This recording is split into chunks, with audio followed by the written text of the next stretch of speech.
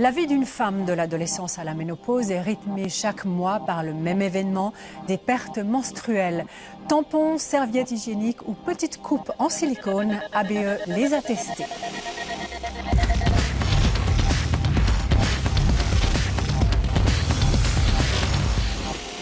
Analyse chimique, parce que ces protections menstruelles sont en contact avec une zone très sensible.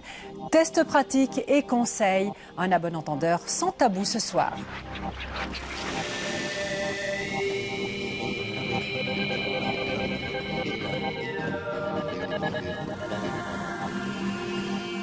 Que les familles avec de jeunes enfants se rassurent, même si nous parlons ce soir d'une question délicate, ce sera fait avec beaucoup de pudeur. Et à bon entendeur est tout à fait dans son rôle. Les milliers de protections hygiéniques que les femmes doivent utiliser dans une vie sont des produits, peut-être pas tout à fait comme les autres, mais ce sont des produits qui sont même super trop taxés, on le verra tout à l'heure. Serviettes hygiéniques, tampons et celle dont on parle de plus en plus, la coupe menstruelle. On abordera tout cela ce soir sous l'angle économique, écologique et bien sûr de la santé. Muriel Reichenbach et Heike Aricalio signent les reportages que vous allez voir ce soir avec la complicité d'une artiste. Pour mettre en image, à heure de grande écoute, un test autour des produits d'hygiène intime, il nous fallait du renfort. Nous avons donc fait appel au crayon complice de la dessinatrice Albertine. Les ragnagnas, les lunes, les coquelicots, les anglais qui débarquent. Que ne dirait-on pas pour ne pas dire règles? En 2015, cet événement si naturel dans la vie d'une femme serait-il toujours un tabou? En mars dernier, le réseau social Instagram a provoqué la polémique en censurant cette photographie. Preuve qu'une tache de sang menstruelle choque plus que la multitude d'images de femmes sexy publiées sur le net. Mais pourquoi les règles, ça nous gêne tant? T'as tes règles? Bah oui.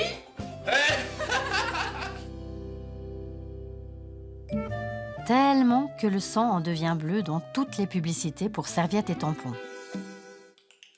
Mais sur le web, l'hémoglobine reprend de la couleur. Des blogueuses les plus populaires comme Natou ou Mademoiselle, aux simples youtubeuses, la parole se libère et on appelle un tampon un tampon. Les règles, c'est un moment nul dans la vie d'une femme. Pour vous donner une idée, c'est comme si vous viviez ça à chaque fois. Oh! Ah, dans un mois Il suffit de regarder les publicités pour protection hygiénique pour se rendre compte du bonheur que ça nous procure. Moi, quand j'ai mes règles, j'adore me suspendre à mon lit. Et puis j'adore coller cette serviette qui fait 2 fois ma tête au fond de mon slip. La jeune génération serait-elle sur le point de jeter tampons et serviettes aux oubliettes? Dans la panoplie de produits d'hygiène intime proposés aux femmes au moment des règles, une ancienne méthode semble revenir en force, la coupe menstruelle, aujourd'hui fabriquée en silicone médical, plus connue sous le nom de cup. Actuellement, on est dans une mode qui tend à l'écologie, qui tend à revenir à des choses naturelles, simples. Donc c'est vrai qu'en discutant avec mes collègues, on a vu qu'il nous semblait qu'il y avait de plus en plus de femmes, plutôt des jeunes femmes, qui nous parlent de ces coupes menstruelles. Donc il semble qu'il y ait un élan là-dessus. La cup. Et oui, j'ai opté pour la cup. Donc moi, j'utilise la cup depuis maintenant 1 an. On va l'introduire dans le vagin, en fait, en la pliant. Il s'agit de la pincer pour pouvoir diminuer la surface et de l'insérer à l'intérieur du vagin. On le fait parfois avec des tampons, il faut le faire la même chose avec la coupelle menstruelle. Une fois que c'est à l'intérieur du vagin, ça va se déplier. On va avoir un petit effet ventouse, donc ça va coller en fait sur le fond du col de l'utérus, ce qui explique que ça reste bien en place et que le sang va bien couler à l'intérieur. Après, quand il s'agit de l'enlever, vous avez un embout ici qui sert à tirer. Si ça ne suffit pas de tirer comme ça, allez un tout petit peu plus au fond avec les doigts, pincez, ôtez l'effet ventouse et la coupe saute comme ça. Elle va être remplie de sang. Et bien directement, on peut verser le sang dans les toilettes, refermer et remettre la coupelle en place. Je l'ai utilisé, je suis susceptible de l'utiliser encore. J'ai d'autres collègues aussi qui ont pu la tester. Non, non, non, elle ne va pas déborder ta cup. Il faut essayer, s'approprier l'outil, voir si vraiment ça convient. Peut-être ce sera possible une fois parce que c'est des règles où on se sent tout à fait à l'aise d'utiliser la coupe menstruelle. Peut-être ce ne sera pas possible une autre fois parce qu'on est un peu stressé. Ça ne veut pas dire que parce qu'on n'a pas pu la mettre en place une fois, on ne pourra pas le faire une autre fois. Une fois mise en place, la coupe menstruelle ne se sent plus. Si elle provoque une gêne, c'est qu'elle n'est pas placée correctement ou que son embout doit être raccourci. Cette gêne peut être arrangée avec un petit coup de ciseau. Ce qui peut poser problème aux femmes, c'est de s'habituer à mettre les doigts dans le vagin. C'est pas quelque chose qu'elles ont forcément eu l'habitude de faire. C'est pas quelque chose qu'on apprend comme ça. Donc ça peut freiner certaines femmes. Si tu ne te vois pas glisser tes doigts à l'oreille de ton vagin pour la placer ou la retirer, oublie la cup. Ce qui peut également freiner certaines femmes, c'est l'obligation de stériliser la coupe menstruelle au moins une fois en début de cycle. Et comme avec les tampons, la nécessité de se laver les mains avant usage. Les principaux avantages de la coupe menstruelle, c'est qu'elle est écologique. On peut utiliser la même coupe pendant des années, il n'y aura pas de déchets. Et puis, elle est aussi économique, puisqu'on l'achète une fois, c'est un certain prix à l'achat. Mais quand on fait les comparaisons avec le prix des serviettes hygiéniques ou avec les tampons, sur le nombre d'années qu'on peut utiliser la coupe menstruelle, il n'y a vraiment aucune comparaison possible. C'est vraiment très, très économique.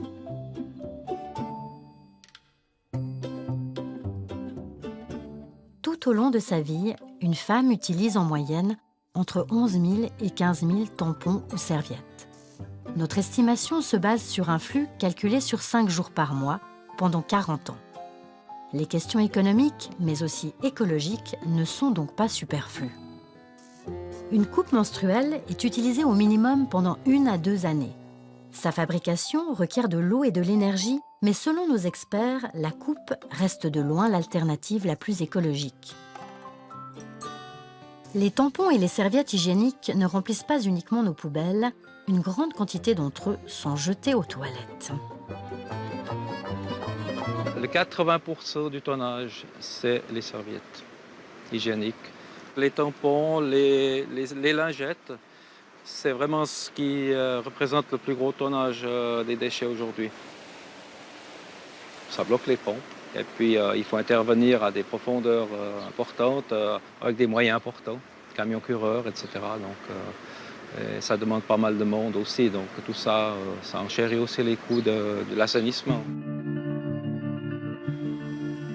Pour la ville d'Yverdon-les-Bains, cela représente entre 120 et 160 tonnes de déchets par année. Et la situation ne fait qu'empirer. L'occasion de rappeler que les serviettes hygiéniques, les tampons et les lingettes ne se jettent pas aux toilettes, mais à la poubelle. Un premier geste facile est déjà très efficace pour protéger l'environnement.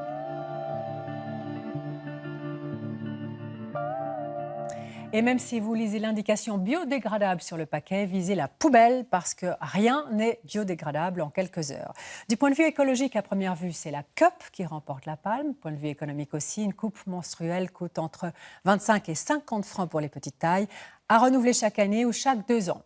Mais comme il ne s'agit pas ici d'en vanter les mérites sans se poser de questions, c'est vous qui allez nous éclairer. Marion Belli, bonsoir. Bonsoir, madame. Vous êtes gynécologue installée au centre médico-chirurgical Nérissa à Neuchâtel, un centre qui est pluridisciplinaire dans l'obstétrique et la gynécologie. Merci d'avoir accepté notre invitation. Cette COP, est-ce qu'on vous la demande souvent d'abord ? On me la demande, c'est surtout les jeunes femmes qui me la demandent. Et puis moi, j'en parle aussi volontairement parce que c'est vrai, elle ne change pas le pH ni la flore vaginale. Donc ça, c'est important. Mais est-ce qu'il y a des risques ? On se pose quand même la question parce que finalement, le sang stagne de longues heures durant pendant la journée ou la nuit. Oui. Il n'y a pas plus de risques qu'avec un tampon, par exemple. On sait que le tiers de ce qu'absorbe un tampon, c'est des sécrétions vaginales. Donc, au contraire, la cup, elle cause, entre guillemets, moins d'infections ou elle est moins irritante que le tampon. Ah oui, ça c'est important. Est-ce qu'il y a des contre-indications, par exemple, des circonstances dans lesquelles il ne faudrait absolument pas mettre de cup ? Oui, alors la contre-indication la plus importante, c'est pendant le postpartum, donc pendant les saignements après un accouchement. Là, c'est contre-indiqué, comme le tampon d'ailleurs, et puis également pendant une infection. Pendant une infection, évidemment, voilà. Alors, parlons quand même des nécessités hygiéniques. Est-ce qu'il faut se désinfecter les mains peut-être à chaque fois qu'on la réinsère? On a vu comment on le fait. Alors, il ne faut pas se désinfecter les mains, il faut se les laver.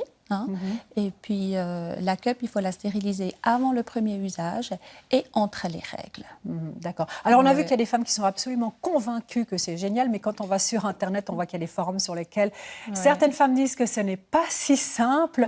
Il y a quand même besoin d'adaptation, ou il y a certaines femmes pour lesquelles ça n'irait pas du tout? Alors, c'est clair qu'il faut un certain temps d'adaptation. Je pense qu'il faut s'habituer un petit peu, aussi trouver la bonne technique. Vous avez vu dans le petit film qu'il y a une technique de pliage. Il y a plusieurs techniques de pliage, en fait. Donc, il faut s'adapter un petit peu. Et trouver la bonne taille. Vous nous avez amené plusieurs cups que l'on peut voir sur cette table. Il y a des petites tailles, des moyennes tailles et des grandes tailles avec des formes différentes. Donc, je crois qu'en fait, il faut choisir ce qui convient à son anatomie propre, c'est ça? Exactement. Et puis, on choisit la cup pas en fonction du flux menstruel, mais en fonction de son anatomie. Donc, quand il y a beaucoup de flux, on la vide plus souvent. Quand il y a moins de flux, on la vide moins souvent, mais toujours après 12 heures d'utilisation. Après 12 heures. Et puis, certaines ont un matériau qui est plus dur ou plus souple. Voilà. Donc, il faudra essayer, en fait. Oui. Donc, chez quelqu'un qui a un périnée sensible, on va utiliser une cup qui est plus souple. Chez quelqu'un qui fait beaucoup de sport, par exemple, une cup un peu plus dure. D'accord. Alors, on ne va pas parler que de cup avec vous. Les femmes et les jeunes filles ont le choix entre différentes marques de serviettes hygiéniques aussi et de tampons. Toutes ces protections sont en contact plus ou moins étroit avec des zones très sensibles, on s'en doute. D'où l'intérêt de savoir non seulement lesquelles sont les plus pratiques, évidemment, mais aussi ce qu'elles contiennent en substances chimiques. Nous avons confié nos échantillons pour des tests chimiques au laboratoire CITEC à Lausanne. Les serviettes, les tampons, mais également les coupes menstruelles ont été en premier lieu réduits en petits morceaux. Ce sont d'abord les résidus de chlore, utilisés pour blanchir les fibres des tampons et des serviettes, qui vont être recherchés au moyen d'un dosage colorimétrique. Une investigation inutile pour les coupes fabriquées, elles, en silicone médical. Ensuite, les petits morceaux d'échantillons ont été chauffés à une température de 120 degrés afin d'évaporer les molécules volatiles, dont les parfums. Et puis, le laboratoire s'est intéressé aux éventuelles traces de formaldéhyde, une substance utilisée dans l'industrie du papier et du coton pour ses vertus antimicrobiennes et absorbantes. Le formaldéhyde peut également résulter d'une mauvaise fabrication du silicone. Le formaldéhyde peut effectivement être dangereux en fonction des concentrations auxquelles on peut être exposé. Il est reconnu comme un agent potentiellement cancérigène lorsqu'il est respiré. Et puis il peut également être irritant en contact avec de la peau. Après les analyses chimiques, direction Aix-en-Provence, où le laboratoire Eurofins procède quotidiennement à des tests de produits d'hygiène. Ces installations permettent d'évaluer la performance des échantillons en simulant leur utilisation. Serviettes, coupes et tampons vont être ici mis à rude épreuve. Capacité d'absorption, perte en fibres, adhésion de la colle, jusqu'à la résistance physique des matériaux, rien ne leur est épargné.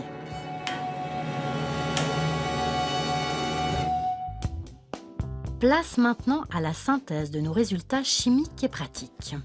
On commence par la catégorie serviettes. Avec la Always Ultra Normal Plus.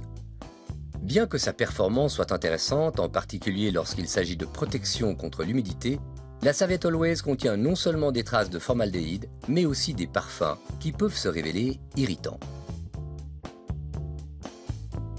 La serviette Siempre Ultra, dont les performances sont tout à fait intéressantes en termes d'absorption et de protection contre l'humidité, est toutefois celle qui contient le plus de chlore actif.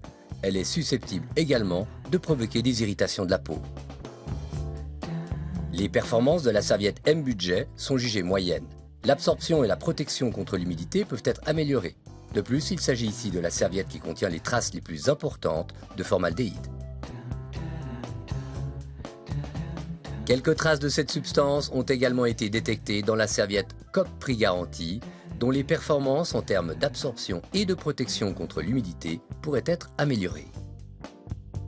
Et on termine par la serviette Natracare Ultra Pads qui contient le moins de substances nocives. Elle est en coton biologique, exempte de parfums et de plastique, elle n'est pas blanchie au chlore. Ses performances sont par contre moins bonnes que d'autres serviettes testées, en particulier pour ce qui est de la protection contre l'humidité et la diffusion du liquide. À noter qu'il existe des serviettes plus absorbantes de la même marque.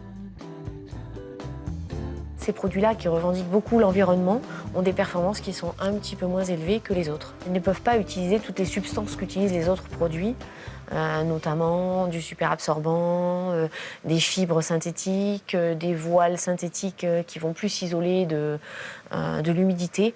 Donc ils ont bien sûr plus de mal à avoir le même niveau de performance. Place maintenant aux tampons qui contiennent en moyenne plus de traces de formaldéhyde que toutes nos serviettes testées. Un résultat peu rassurant étant donné le contact direct des tampons avec la muqueuse vaginale. Relativement peu d'études sont faites sur l'exposition du formaldéhyde avec des muqueuses féminines à répétition. On a des données pour ce qui est du système aérien, de respiratoire aérien. On a des données pour les contacts avec de la peau, mais on a vraiment très peu de données pour la muqueuse vaginale. Vu l'absence de données scientifiques sur la question, il serait préférable d'utiliser des produits contenant le moins de formaldéhyde possible. On commence par les tampons sans applicateur. Le tampon Denner normal est celui qui contient les traces les plus importantes de formaldéhyde. En revanche, en termes de performance, notre laboratoire n'y a rien trouvé à redire. Ce tampon remplit parfaitement les critères du test pratique. Des traces de formaldéhyde ont également été retrouvées dans le tampon Cresta normal. Point de vue performance, il remplit lui aussi tous les critères du test. Il s'agit ici du produit le moins cher de notre sélection. Le tampon OB original normal est le moins chargé en traces de formaldéhyde. Sa performance n'a rien à envier aux deux modèles précédents. Il est considéré comme très bon par notre laboratoire. On passe maintenant au tampon avec applicateur. Le tampon le plus cher de notre test, le Tampax régulier, est celui qui contient le moins de formaldéhyde. En revanche, les experts ont constaté une perte en fibres lors de l'utilisation. Pour le produit Tampax, le problème qu'on a rencontré, il est satisfaisant au niveau des tests. Par contre, il a une légère perte en fibres. Ce tampon est fabriqué 100% avec des fibres viscoses et que ces fibres ont tendance à être un peu plus courtes. Alors ça explique peut-être le fait que ça en perde plus. De plus, la géométrie de ce produit, comme on peut le voir là, fait qu'il est coupé sur chaque côté, ici, et que par conséquent, il n'a pas un voile non tissé qui entoure tout le produit. Donc, bien sûr, parfois, suivant la structure des fibres, ça peut favoriser la perte en fibres. On termine le chapitre tampon avec un article vendu chez Coop. Le tampon Coop qualité et prix Compact Super contient de faibles traces de formaldéhyde.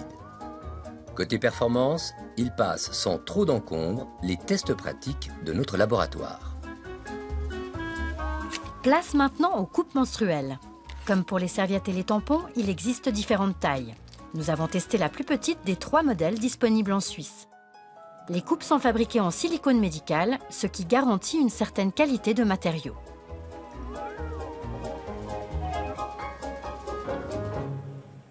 Les silicones de qualité médicale ne contiennent pas de phtalate ni de bisphénol A et puis sont produits dans un environnement contrôlé. D'un point de vue chimique, seule la coupe Intimina modèle Lilicop taille A contient des traces de formaldéhyde. Cependant, à une quantité nettement plus faible que dans les tampons testés. Du point de vue de la performance, le réservoir de cette coupe correspond aux mesures annoncées et son embout est jugé solide. Le modèle Intimina testé est rose. Le laboratoire n'a pas recherché l'origine du colorant, mais nos experts conseillent de privilégier plutôt un produit non coloré afin d'éviter les risques de contact avec des substances nocives. Aucune trace de formaldéhyde n'a été détectée dans la The Divacop modèle 1. Elle remplit parfaitement les critères du test pratique. C'est cependant la coupe la plus chère de notre sélection. La Mooncop taille B répond parfaitement à tous nos critères de test. Elle ne contient aucune trace de formaldéhyde. Son réservoir correspond aux mesures annoncées.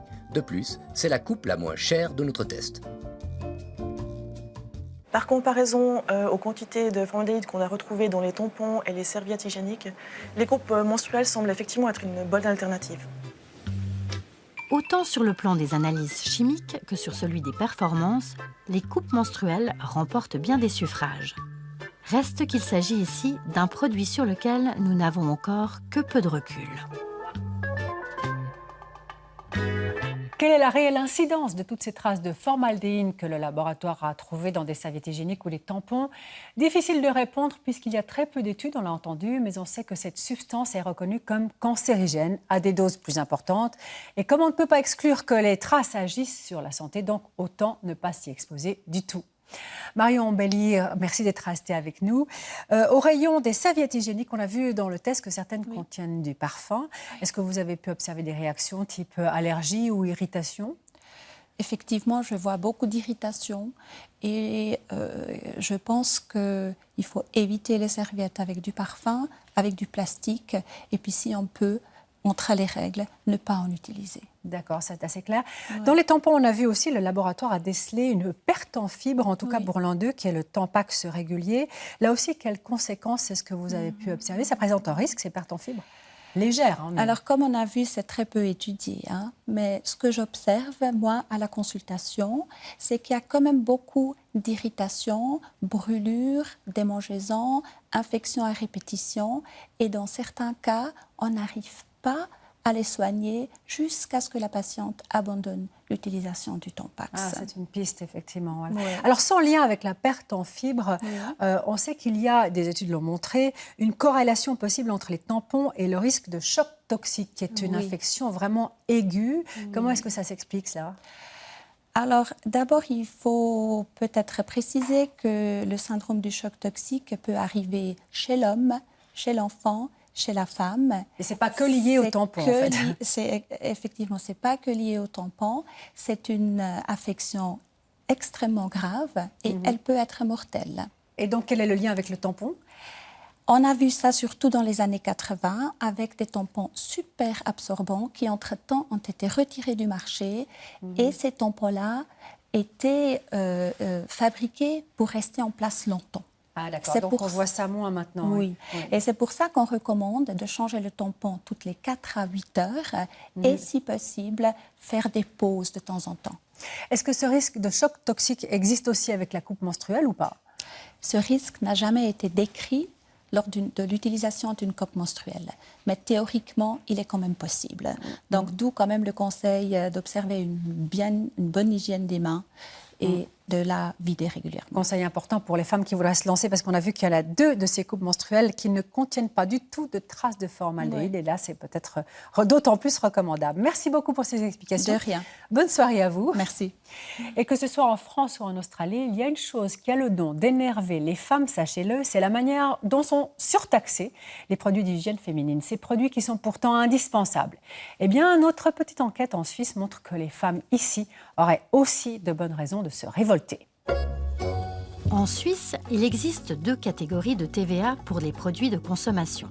Ceux taxés à 8%, le taux normal, et puis ceux considérés comme des produits de première nécessité, soumis à un taux réduit de 2,5%. Mais si on y regarde d'un peu plus près, cet inventaire nous réserve quelques surprises. Les serviettes hygiéniques, les tampons, comme d'ailleurs le papier toilette et le savon, sont taxés à 8% au même titre que les cigarettes ou l'alcool. Un constat qui a laissé pantois le conseiller national Jacques-André Maire. Naïvement, moi je pensais que les produits d'hygiène élémentaire faisaient partie de ces produits de première nécessité. Et c'est dernièrement, au moment où notre commission a été saisie d'un projet de révision partielle de la loi sur la TVA, que j'ai repris l'article 25 où sont énumérés précisément tous les produits soumis au taux réduit, que j'ai réalisé à ma grande surprise, d'ailleurs avec l'aide d'une journaliste qui me l'avait signalé au passage, que les produits d'hygiène vraiment élémentaires, que ce soit le papier hygiénique, les serviettes hygiéniques, les linges pour enfants, etc., ne faisaient pas partie de cette liste de produits soumis au taux réduit. Mais alors, que contient cette liste? Dans le catalogue important des produits soumis au taux réduit, on trouve les denrées alimentaires, les médicaments, ainsi que les livres et les journaux, mais pas seulement. Ce qui est plus surprenant, on trouve également le bétail, que ce soit la volaille, le bétail porcin, bovin, etc., les engrais pour l'agriculture, mais également, et là on peut quand même se poser des questions, la litière pour animaux. Donc, ce produit d'hygiène pour les animaux est lui soumis au taux réduit, alors que les produits d'hygiène élémentaire pour les humains ne sont pas soumis à ce taux réduit. C'est pour le moins surprenant, voire choquant. Nous nous sommes rendus à l'administration fédérale des contributions.